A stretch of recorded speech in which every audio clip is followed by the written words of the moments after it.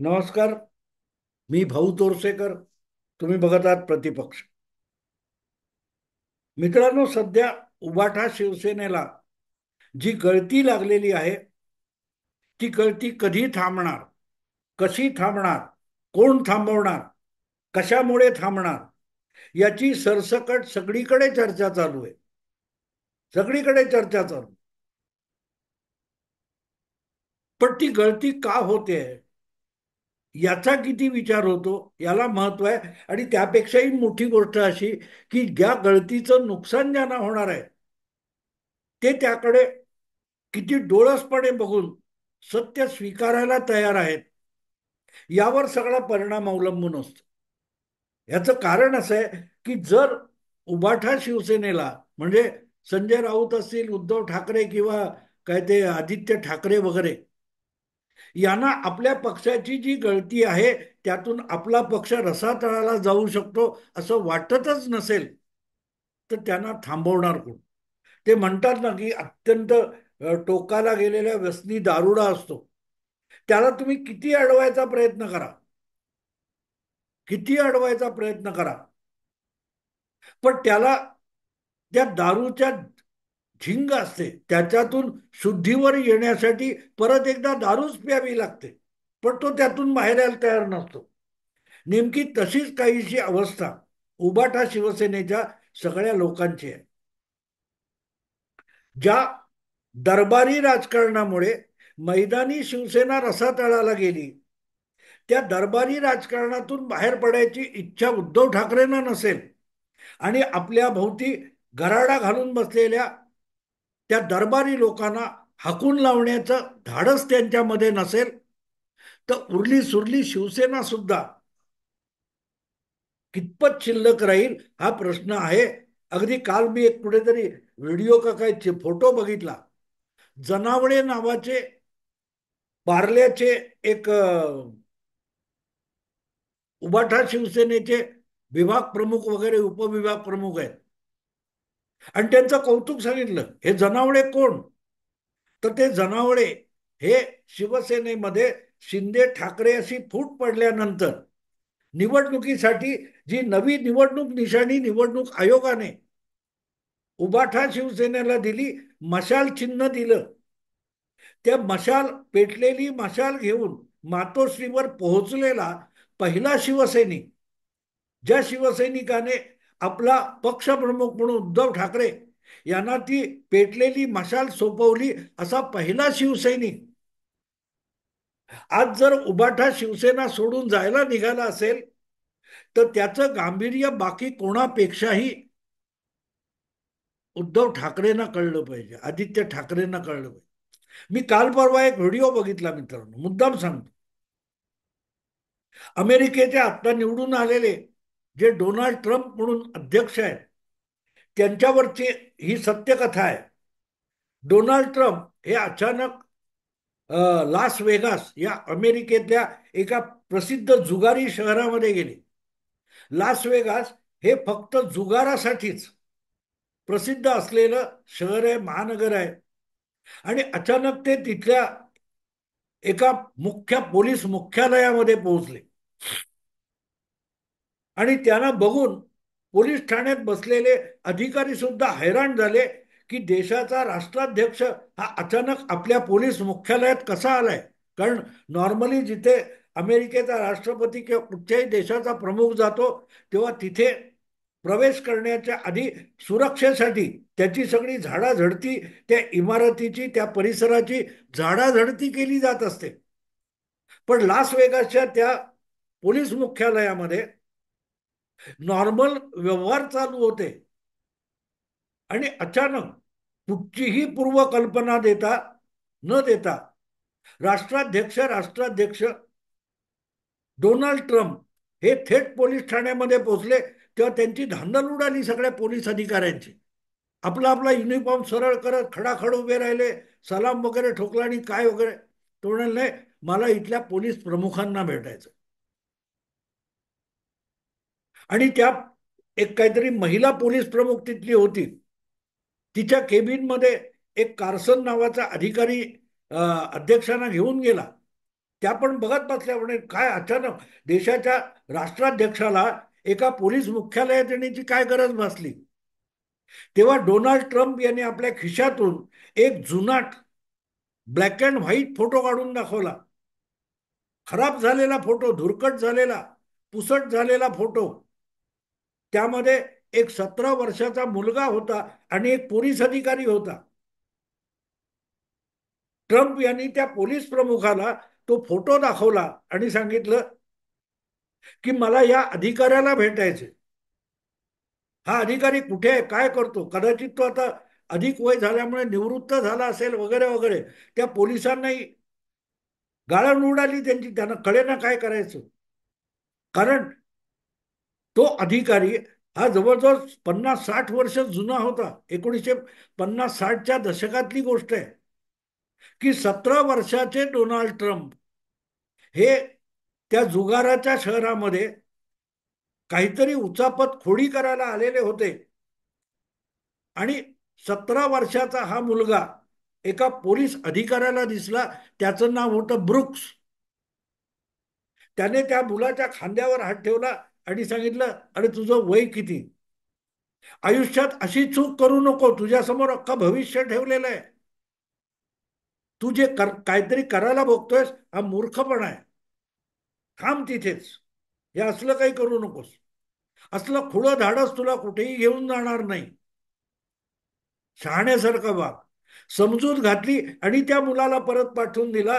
त्या पोलिसाबरोबरचा Donald Trump यांचा वयवर्षे 17 असतानाचा तो फोटो होता. आणि त्या घटनेने डोनाल्ड ट्रम्प यांचं आयुष्य बदललं.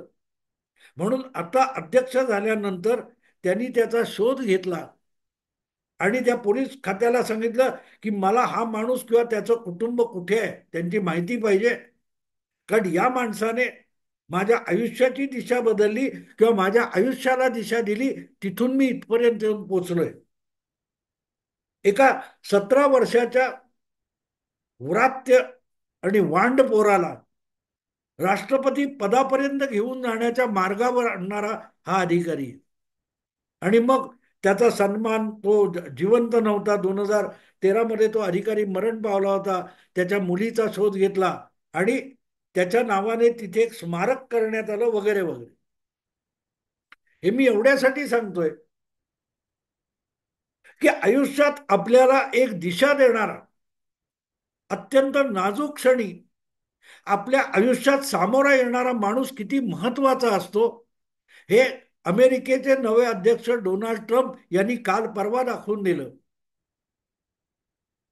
याची आठवण मला आज एवढ्यासाठी येते की हा जनावडे नावाचा उपविभाग प्रमुख उबाठा शिवसेनेचा, हा जर उबाठा शिवसेना सोडत असेल तर तो कोण आहे हे उद्धव ठाकरेंनी लक्षात घेतलं पाहिजे.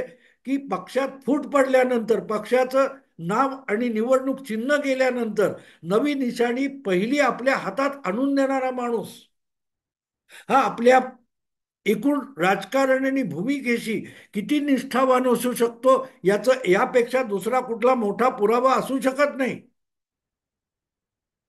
असा माणूस का जातो याचा विचार उद्धव ठाकरे यांनी करायला पाहिजे. उद्धव ठाकरे यांनी करायला पाहिजे. पण तो करायला कोण तयार आहे. उलट उद्धव ठाकरे म्हणतात मी कोणाला अडवणार नाही, जायचं त्यांनी निघून जा. काल परवा राजन साळवी गेले आणि भास्कर जाधव जाण्याच्या चर्चा सुरू आहेत. पराभूत झालेले आणि नारायण राणे यांचा ऐतिहासिक पराभव करणारे वैभव नाईक ते सुद्धा निघून जाण्याच्या चर्चा सुरू आहेत. ते मातोश्रीवर भेटायला आले तर उद्धव ठाकरेंनी त्यांना महामंत्र दिला, काय तर नव्या तरुणांना घेऊन शिवसेना वाढवा. याचा अर्थ मला कळत नाही. वैभव नाईकने, राजन साळवीने किंवा भास्कर जाधव यांनी शिवसेना वाढवायची आणि उद्धव ठाकरे काय करणार, आदित्य ठाकरे काय करणार, संजय राऊत काय करणार.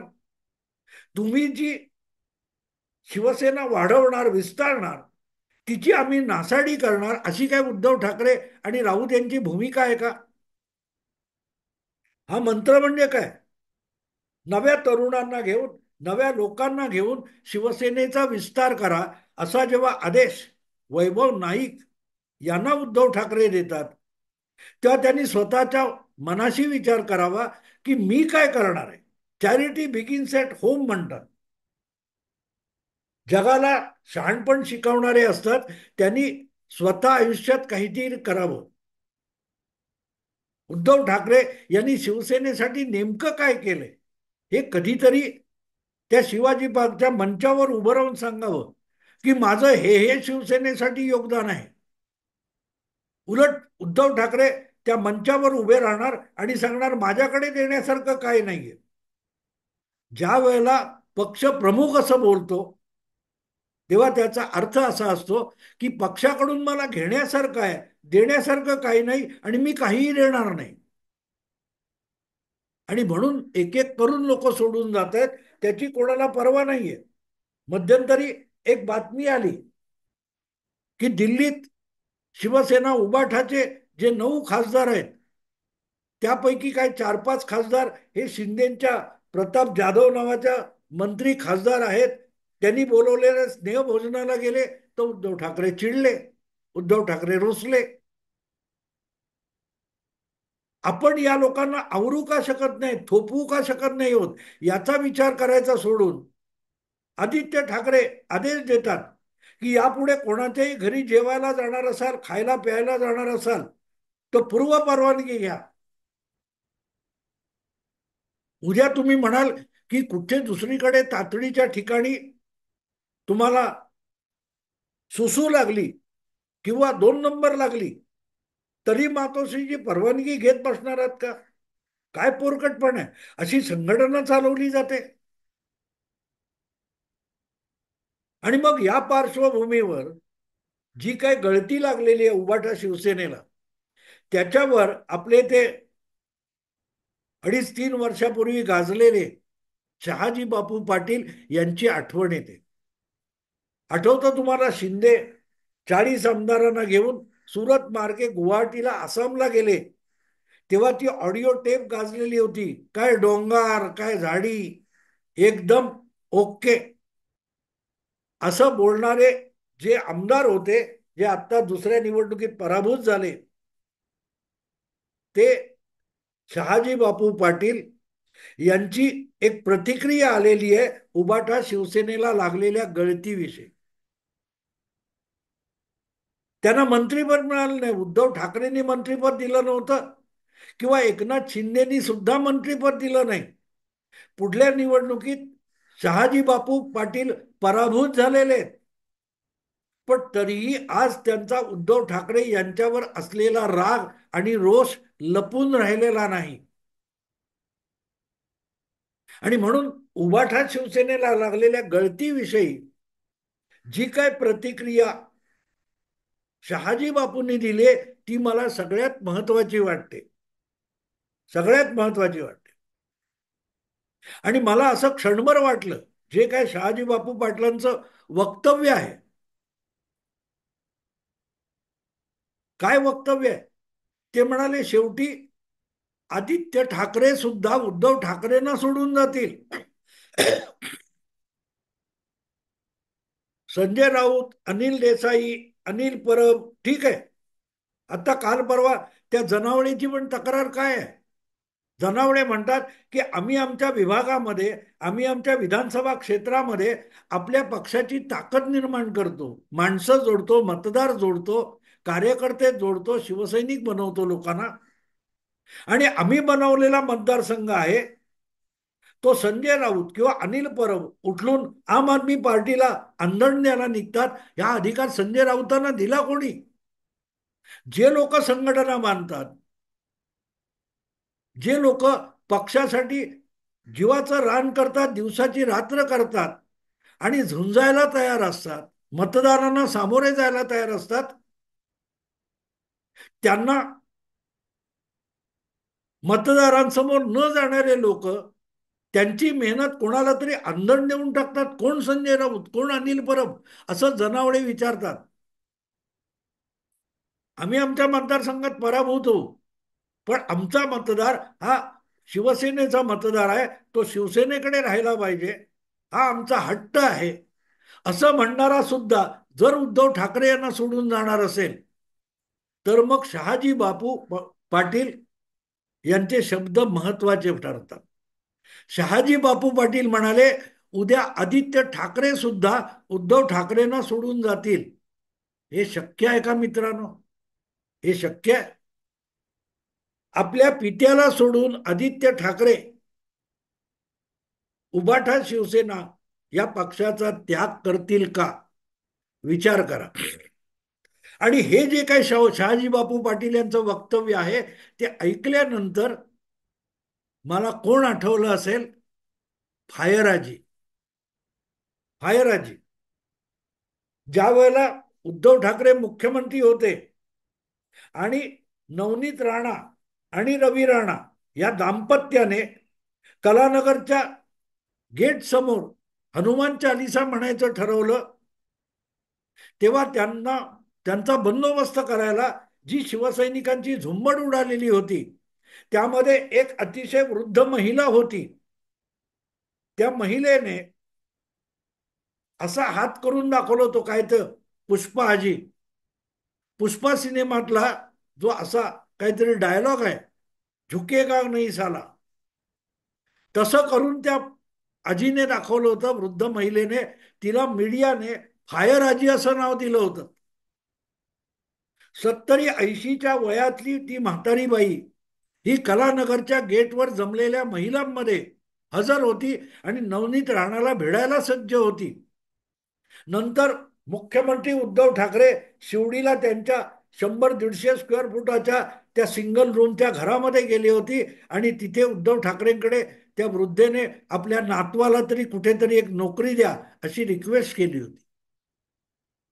पुढे ज्या वेळेला एकनाथ शिंदे यांनी 40 आमदार घेऊन शिवसेना सोडली, त्यानंतरची पळापळ झाली आणि उद्धव ठाकरे हे वर्षा बंगला सोडून मातोश्रीवर परतले.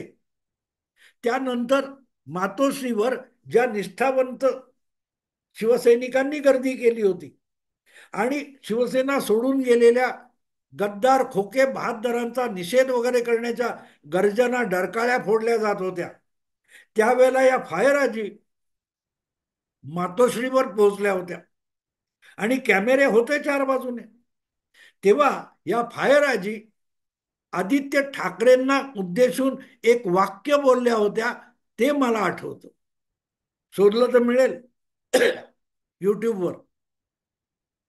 त्या बिचाऱ्या निरागस फायर आजीनी आदित्य ठाकरेंना विनंती केली होती मातोश्री मध्येच, की बाकीचे गेले असतील पण तुम्ही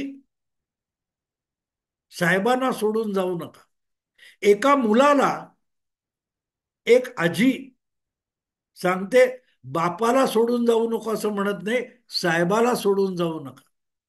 आदित्य ठाकरेंना फायर आजी सांगतात, तुम्ही तरी साहेबांना सोडून जाऊ नका, बाकीचे गेलेत.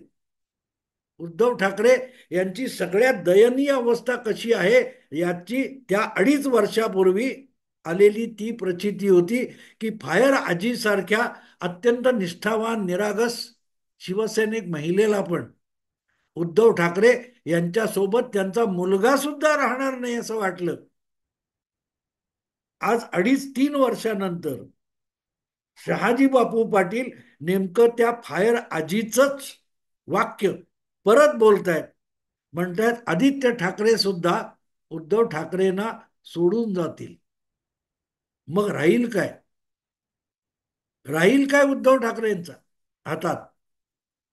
जायचं त्यांनी जा, मी कुणाला अडवणार नाही. मग इतरांना घालवून देण्यापेक्षा तुम्हीच बाहेर पडा, उरलेले तरी थांबतील आणि तो पक्ष चालू राहील.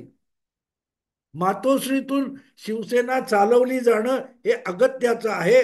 मला असं वाटतं की उद्धव ठाकरेंनी मातोश्री सोडावी आणि उभाठा शिवसेना सुद्धा सोडावी. कदाचित त्यातून शिवसेनेला, उभाठा शिवसेनेला नवी उभारी येऊ शकेल. मित्रांनो, होऊ शकतं. आदित्य ठाकरे यांचा स्वभाव, त्यांची वक्तव्य ही बारकाईने बघितली आणि समजून घेण्याचा प्रयत्न केला तर उद्या हा मुलगा आपल्या पित्यालाही वाऱ्यावर सोडून आपले राजकीय मतलब साधण्यासाठी बाजूला होऊ शकतो, पित्याला वाऱ्यावर सोडू शकतो, याविषयी शंका बाळगण्याचं कारण नाही. त्यामुळे शहाजी बापू आज बोलले असतील, पण 2.5 वर्षापूर्वी फायराजी नेमकं त्याच बोलल्या होत्या, तेच वाक्य बोलल्या होत्या. गळती थांबणार तर कशी थांबणार? कारण गळती थांबवावी ही इच्छाच तुम्हाला नाहीये. पक्ष चालवावा, पक्षाला नवी उभारी द्यावी, त्यासाठी मेहनत घ्यावी. लोकसभेला चांगलं यश मिळवल्यानंतर उद्धव ठाकरेंनी केलं काय? मतदाराचे एकदा तरी आभार मानले. 57 आमदार निवडून आले, उपमुख्यमंत्री पदाने आपण सत्तेत आलो, तरी एकनाथ शिंदे मतदारांचे आभार मानत राज्यभर फिरतायत. पण मुख्यमंत्री होण्यापूर्वी आणि मुख्यमंत्री पद गमावल्यानंतर आणि नंतर निवडणुका आणि पक्ष गमावल्यानंतर सुद्धा उद्धव ठाकरेंना मतदारांचा भेटायला जावंसं वाटत नाही. इथेच कळतं की आदित्य ठाकरे सुद्धा आपल्या पित्याला उद्धव ठाकरेंना सोडून का जाऊ शकतात. फायराजी आठवल्या, शहाजी बापू तुम्हालाही कदाचित आठवले असतील. आत्ता इथेच थांबतो. आवडलं लाईक करा, शेअर करा, प्रतिपक्षाला सबस्क्राईब करा. नमस्कार.